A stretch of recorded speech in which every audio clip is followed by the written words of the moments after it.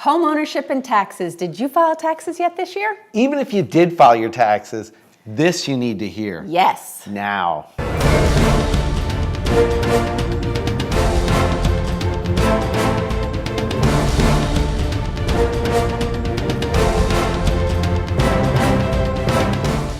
Hello, I'm Barry Horvath, and this is Moving Forward TV, your local real estate and mortgage update. And I am DeLynn Gaston. Thanks for joining us today. On today's show, tax time is here. Accountants are working around the clock, sleeping at their offices. You can see the Statue of Liberty on every single corner waving at you as you drive down the street.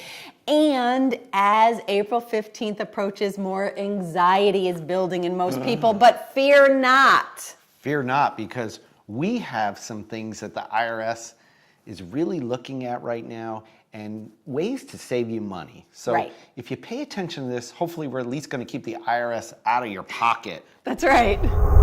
So we have 8 deadly sins of what the IRS... Common mistakes. This is where people mess up. Yeah.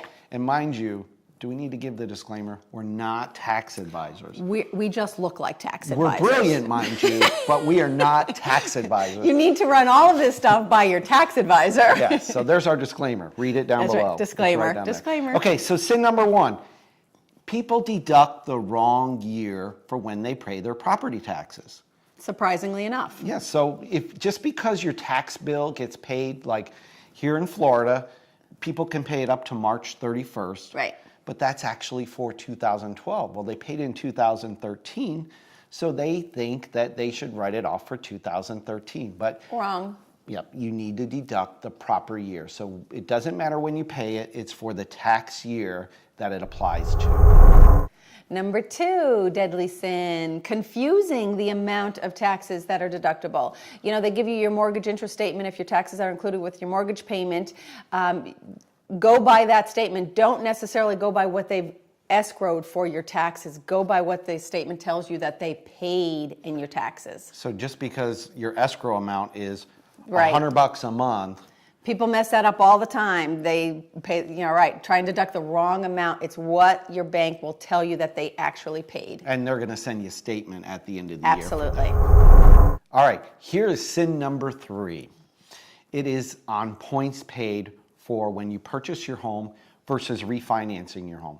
If you pay a point on your loan on a purchase, it is 100% deductible. A lot of people don't know that. In that tax year. In that tax year. Right. So if you pay 1 point, $100,000 loan, simple math, that's a $1,000 deduction. Right. However, here's the catch-all that we all mess up. Not me, of course, but if you refinance and you pay a point and you have a 15-year mortgage or a 30-year mortgage, that point needs to be spread out over your loan term. Right. Sin number 4. Number 4, misjudging the home office tax deduction. A lot of us who are self-employed, work out of the home, real estate agents, mortgage people in our industries, we have home office.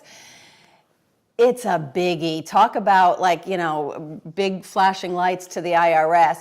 Sometimes the home office deduction is not worth it. So really look into it, what you can and what you can't take, square footage, all of that stuff factors into it, and it's a doozy. It's got to be worthwhile because they say the number 1 way to pique the IRS interest is to deduct a home office. So you really want to weigh that one out carefully. Yeah, and make sure it's well worth it. Going right along with what piques the IRS's interest. Sin number 5. Sin number 5, vacation homes. A lot of people have vacation homes down here in Florida. They're looked at differently by the IRS. If it's a true vacation home, yes, you are allowed to deduct your mortgage interest, still deductible. However, I knew a however was coming. With the IRS, there's always a however. No, there's a but. It's a whole different ballgame if you rent out that vacation home for part of the year as well. And it goes down to the number of days it's your vacation home and the number of days it's rented. I mean, they're really... Go figure. They're really particular about all of that. I think they should consult their tax advisor on that. They should consult a tax advisor. Sin number 6. Sin number 6. This is a good one. This is a good one, actually. If you have an FHA loan, or if you didn't put 20% down on your purchase, and you got it after 2007, right? and you're paying that PMI or MI insurance, did you know that you can deduct that on your taxes? Right, and that is not an ongoing thing, by the way. They keep on, that's like a year to year. It never used to be tax deductible, again, only from 2007 on. Right. So far, so good. That's a really, really important, that could be a huge write-off for some people. Absolutely. Which brings us to Sin number 7. lucky 7. Talk about paying things that you really don't want to pay. This Remember is my favorite. that failing to repay the wonderful tax credits for the first-time home buyers. Remember a few years ago in 2008, 2009 stuff, they were doing those wonderful, Oh, yes. they got like 8 grand, 10 grand, whatever it was, they were getting these tax credits. Well, some of them, That was to stimulate the economy, right? that was a similar, yes. So people bought more homes. Yes. And it worked, obviously, it definitely got us going, but you have to pay that back. The first wave of the credits that came out, you had to pay back. The second wave you didn't, which kind of pissed off the people Right. from the first, and I don't blame them. Wait, whoa, time out.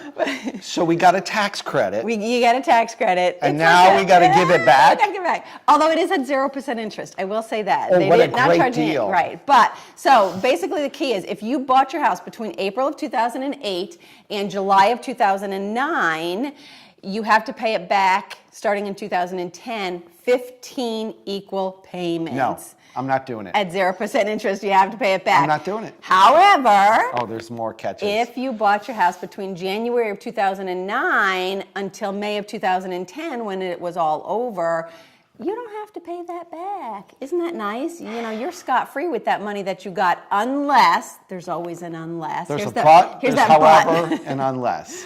Unless, if you vacated that as your primary residence within the first 3 years, then you do have to pay it back. But if you're still living in it, 3 years later, then you're cool. You don't got to pay that money back. Isn't that nice? No.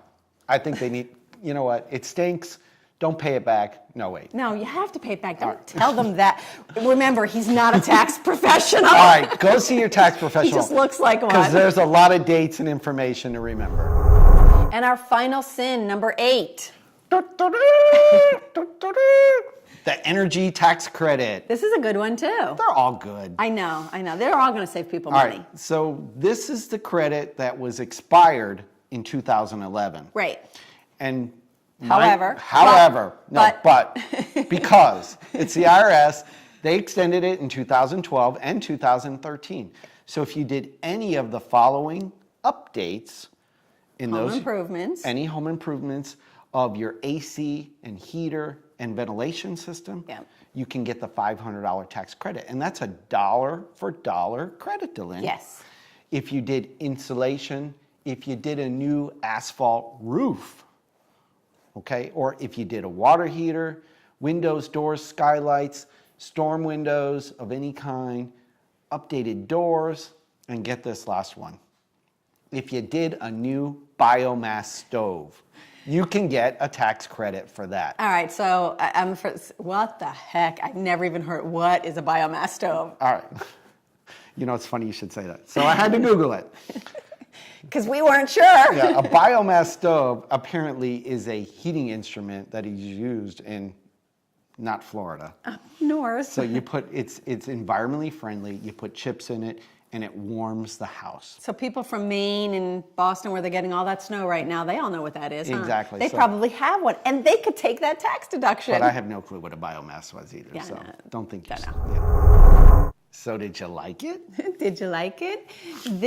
We're going to save money for people. I think this is a good one. I think they need to share this show. You're worried about saving money. I'm worried about keeping the IRS. Out of your pocket. I know. And out of your life. And So- this show does both. It Yes. gives you those tips. But again, our disclosure. Right. See your tax person. Yes, we your have to tax disclose that. professional, because we clearly do not get paid to give tax advice. Of course, we research all of our own shows, and we found this on the internet. And of course, everything on the internet is the truth. Oh my gosh. Really? Anyway, guys, definitely talk to your tax professional. Share the show.